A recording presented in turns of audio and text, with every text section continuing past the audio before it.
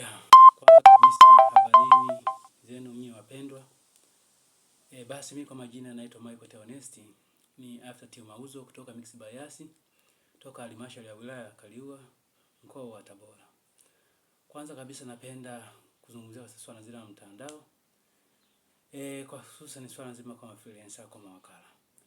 Ni kweli imekuwa imejitokeza changamoto kubwa sana kutokana na sisi mawakala au freelancer kwa ujumla au watu wote tunajihusisha katika swala nzima la kimtandao. Tumekuwa tunajihusisha katika swala nzima la utapeli.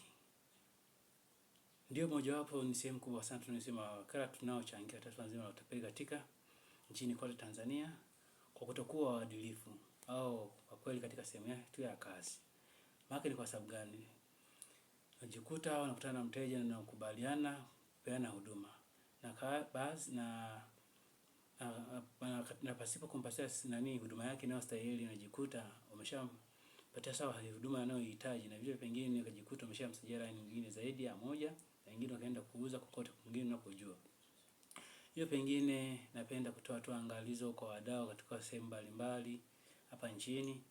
Basi endapo siku yoyote pale unapokutana na wakala, cha msingi nakuomba uwe kwanza ukae makini. Ukae makini katika swala nzima na huduma atakayopatiwa na wakala wetu sehemu yoyote pale mtakapokutana naye. Kwanza, usithubutu kumpatia namba yako ya siri, aidha kwa ajili ya kuzuia wizi wa kimtandao katika akaunti yako ya Airtel Money au Tigo Pesa ambao ni Mixx Bias au Halopesa au T-Pesa na katika mitandao mingine.